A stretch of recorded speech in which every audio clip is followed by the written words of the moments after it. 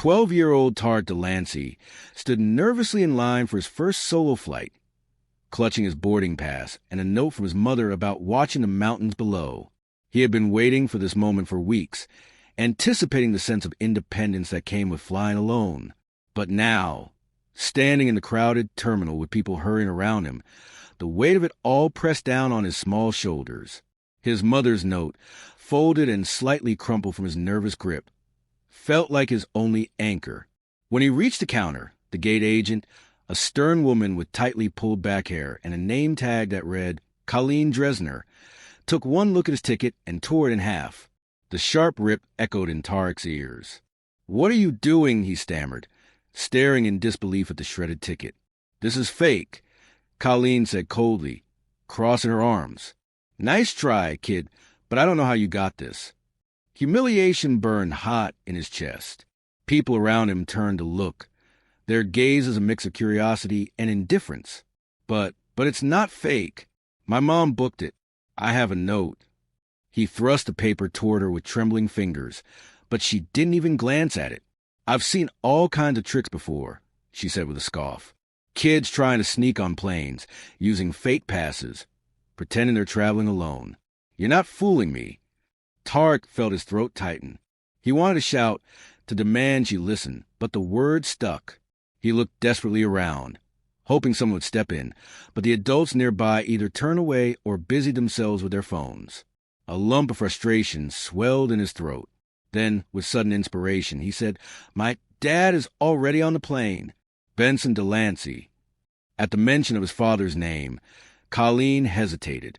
Her expression flickered, just for a second, before hardening again. "Nice try," she repeated.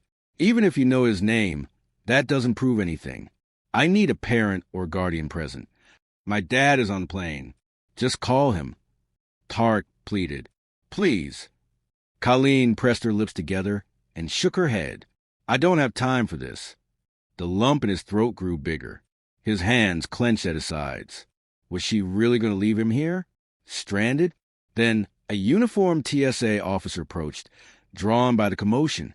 He was tall and broad-shouldered, his security badge gleaming under the airport lights. "What's the problem here?" he asked in a measured voice. Colleen turned to him. "This kid's trying board with a fake ticket.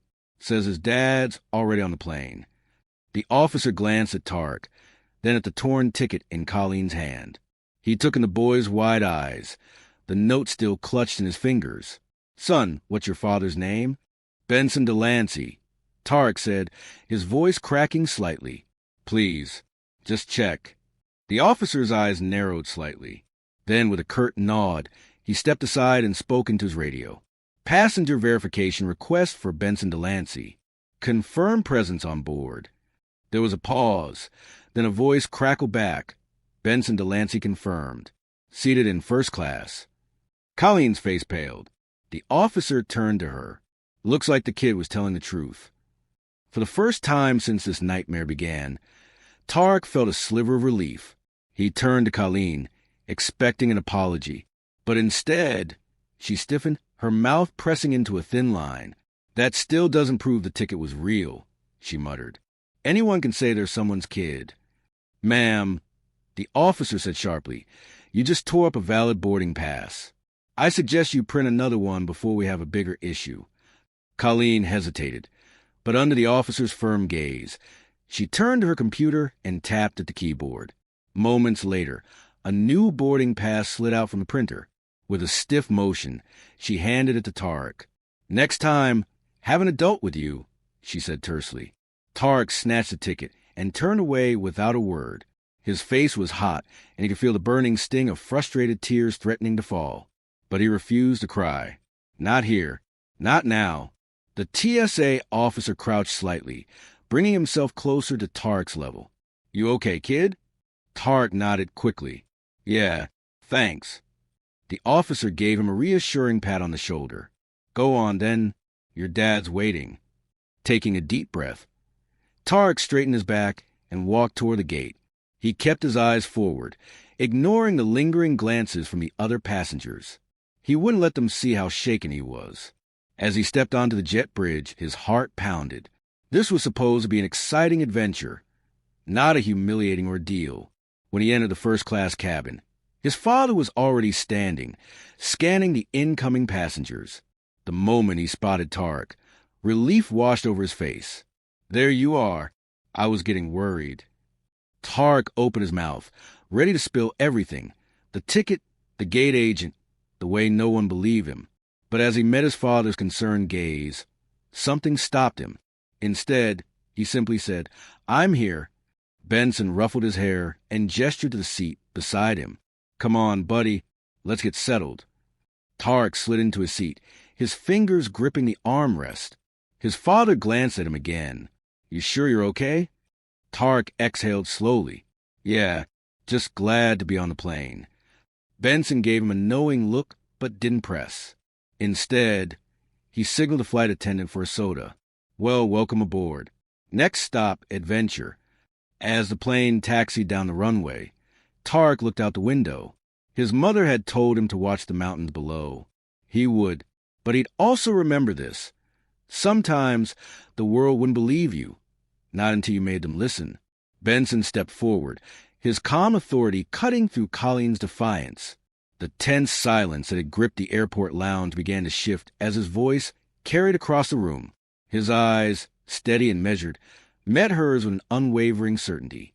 "Colleen," he said, his tone firm but without malice, "you made a judgment just now, one that you can't take back, but you can choose what you do next."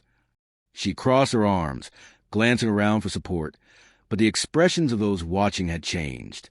Moment ago, passengers had been too shocked, too hesitant to interfere. Now they murmured, their voices rising in a tide of dissent. A middle-aged woman in a Navy business suit shook her head in disapproval. A young father with a sleeping toddler in his arms muttered something under his breath. The airline staff, who had initially hesitated, now stood with backs a little straighter, no longer willing to let silence dictate their complicity. Benson turned to the gate agent. "This man paid for his ticket. He has every right to board this plane." The agent, a woman in her late 40s, flustered but clearly affected by the moment, looked at Tariq. She hesitated, then nodded. "Of course, sir." Colleen's lips pressed into a thin line. "I was just trying to ensure safety," she said, but there was less force behind her words now, as though even she wasn't convinced of their truth. Benson exhaled, shaking his head. "No, you weren't ensuring safety. You were assuming danger, and you need to own that." A ripple of agreement passed through the crowd. A young woman with a travel backpack stepped forward. "You accuse him without cause," she said, her voice steady but pointed. We all saw it. The weight of the collective acknowledgement seemed to settle on Colleen's shoulders. She turned toward Tariq, but whether it was regret or simple discomfort that flickered in her expression was unclear. Still, she didn't argue further. The gate agent handed Tariq a reissued boarding pass. He took it hesitantly, glancing between Benson and the staff, as though half expecting another obstacle to arise. When none did, he inclined his head. "Thank you," he said, his voice quiet but sincere. Benson didn't just let the moment pass. He made sure it wouldn't be forgotten. "This isn't just about today," he said, his voice carrying authority that demanded attention. "Bias like this isn't isolated. It happens every day in airports, in offices, in schools. And most of the time, no one speaks up." He pulled out the torn ticket stub, holding it up for all to see. "This is what silence does. It enables injustice." His gaze swept over the passengers and staff alike, and we're all responsible for changing that. He turned to the airline supervisor, who had arrived during the commotion. "I hope you'll be addressing this," he said pointedly. "Your employees need better training to handle situations like this, to recognize bias before it escalates to discrimination." The supervisor, a tall man in a crisp blazer, nodded solemnly. "You're right. We'll be reviewing our protocols and providing bias training." It was a start, with the matter settled. Boarding resumed. Benson followed Tariq onto the plane, watching as he took a window seat. The young man pulled out a sketchbook and flipped it open, pressing a pencil to the page. Benson sat across the aisle and observed as Tariq's hand moved fluidly over the paper. He drew the outlines of mountains, their peaks jagged and strong, then softened the lines with subtle shading. After a few minutes, Benson leaned over slightly. "Were you sketching?" Tariq looked up, hesitating. Then he turned the book so Benson could see. The mountains were detailed, each ridge and shadow precisely captured. But next to them, another figure was taking shape, a woman's face, sharp lines that were unmistakably Colleen's. Above the portrait, in careful handwriting, he had written 2 words: "Do better." Benson raised an eyebrow. "Not the villain?" Tariq exhaled through his nose. "I don't think she's evil. Just wrong." He paused, tapping the pencil against the paper. "People can change, if they want to." Benson studied the young man, struck by his perspective. Despite everything, Tariq wasn't seeking revenge. He was choosing hope. "That's a powerful way to look at it," Benson said. "Most people wouldn't be so generous." Tariq shrugged. "Holding on to anger doesn't fix anything." Benson nodded slowly, letting the words settle. Maybe this was how change started. Not through loud declarations or punishments, but through quiet moments of reflection, through reminders that growth was possible. As the plane took off, he tucked the torn ticket stub into his pocket. A reminder, not of what had happened, but of what needed to happen next. The incident at the airport didn't fade into obscurity. By the time the flight landed, a handful of passengers had already posted about what they'd witnessed. One video, capturing Benson's stand against bias, went viral within hours.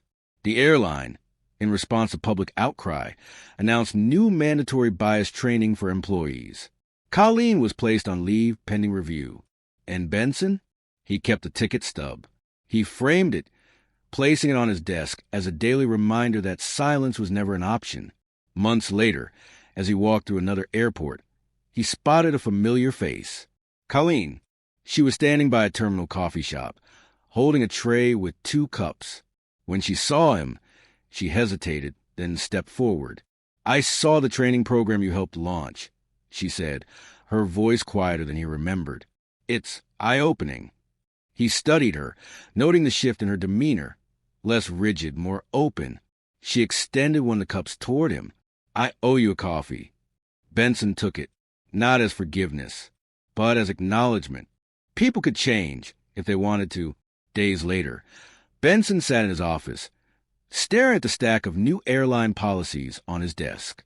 The words blurred together as his mind replayed the events of the past week. He wasn't interested in punishing Colleen. Retribution had never been his style.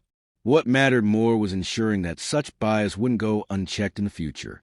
He had spent his career believing in fairness, but this situation had forced him to confront just how easily prejudice could seep into the spaces where professionalism should prevail. A soft chime from his phone interrupted his thoughts. Tariq was calling from robotics camp. The boy's voice was bright with excitement, yet edged with the same contemplative tone Benson had heard the night of the incident. "I don't want her fired. I want her to understand," Tariq said earnestly. He had inherited his father's principles, always valuing empathy over anger, change over punishment. Benson sighed, rubbing his temple. "I know, son, but understanding isn't automatic. Sometimes, people need to be pushed to see their mistakes." Tariq hesitated before responding. "So how do we do that?" It was a question that stuck with Benson long after their call ended. How do you change a system that has operated in the shadows of bias for so long? How do you make people see what they've ignored, even when it stares them in the face? The experience had become more than just an isolated incident. It had grown into a lesson in courage and accountability, proving that respect should never depend on status, and that real change begins when someone breaks the silence. The first step was transparency. Benson drafted an internal memo addressing the situation, not to shame Colleen, but to highlight the ways unconscious bias could manifest in the workplace. He cited studies on implicit discrimination, included real-life examples of similar cases, and reinforced the company's commitment to equity. He also proposed a mandatory training program that went beyond the routine corporate seminars. He envisioned workshops that involved real conversations, where employees could share their experiences and challenge their assumptions in a constructive space. When he presented the plan to the board, there was a range of reactions. Some nodded in agreement, recognizing the necessity for change.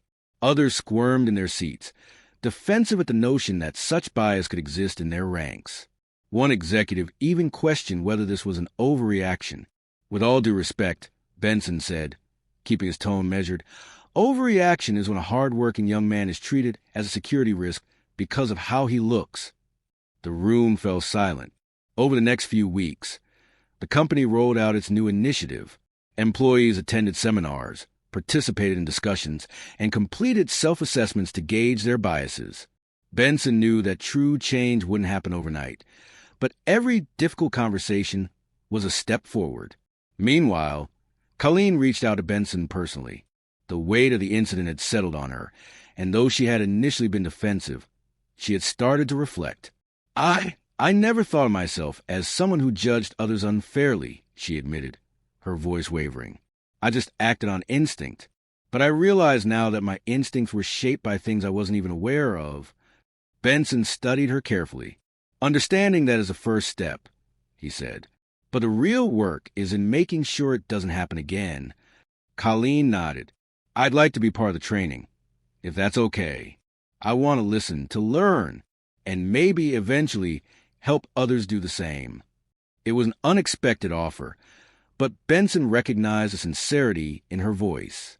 People could change if they were willing to. Tariq, too, followed the developments closely. At camp, he shared his story with his friends, and their discussions mirrored the broader conversation taking place in Benson's workplace. He realized that bias wasn't limited to airports and airlines. It was present in schools, in neighborhoods, in everyday interactions. His experience, painful as it was, had given him a voice, and he was determined to use it. By the time summer ended, Benson had witnessed something remarkable. What began as a moment of discrimination had turned into a catalyst for growth. The airline's culture was shifting, one conversation at a time. Employees were challenging their assumptions, listening more, and speaking up when they saw injustice. Real change, Benson realized, wasn't about policies or punishments alone. It was about people choosing to break the silence, to acknowledge discomfort, and to build a better future from it.